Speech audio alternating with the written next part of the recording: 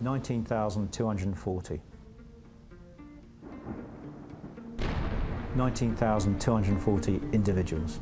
These crafted miniature statues of every single soldier who lost their life on the 1st of July 1916 will be completed and laid out to view in time for the centenary of that very day this July. Woodcarver and sculptor Rob Hurd came up with the idea 3 years ago, each figure representing every Commonwealth soldier killed in the first 4 hours on day one of fighting at the Somme. It's a strange process. The figures that we're using are they're quite specially made, but they're very loose, so that as you put them in the shroud, they can adopt their own form. Rob created the figures unaided, cutting the thousands of hand-stitched calico shrouds. Some are quite serenely laid, some are quite contorted. But that, although I'm doing it, I feel that it's almost as if it's going on within the shroud itself. So that's why each one is different, and each one is, represents not just dead, but death. The sight of the figures is intended to make people reflect on the physical reality of the war.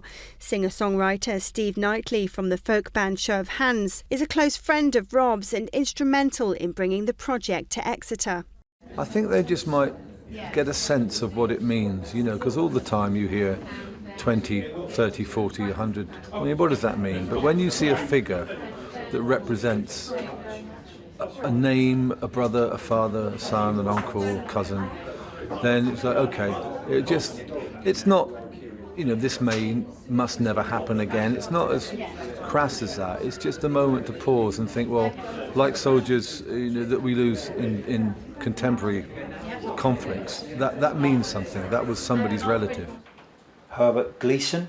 Each shroud-wrapped figure is firmly associated with a name, so that every soldier is individually acknowledged and remembered. Well, the poppies, of course, were hugely emotive, got the nation thinking about the First World War, but I think also this one is particularly about those people who died on that first day. It's much more specific. Each one will have a name. The name will be said out loud by the artist. And I think it's something to bring down to the southwest and to Exeter, where a lot of those from the Devon and Dorsets died from this southwest, and really it's bringing it home to the country.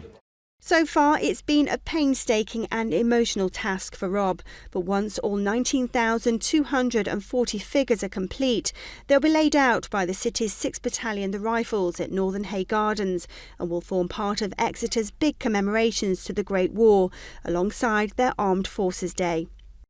We're going to sell the figures off, and we'll be selling them off after the event and raising money for 2 charities, the Exeter Foundation, who are supporting us very much, and the Royal British Legion, who are also supporting us. And I think giving back to the people of Exeter through the Exeter Foundation, but also the wider service community through the Royal British Legion, is very important. Harry Glover, 19. Alfred Geraghty, 23. William Wood, 24.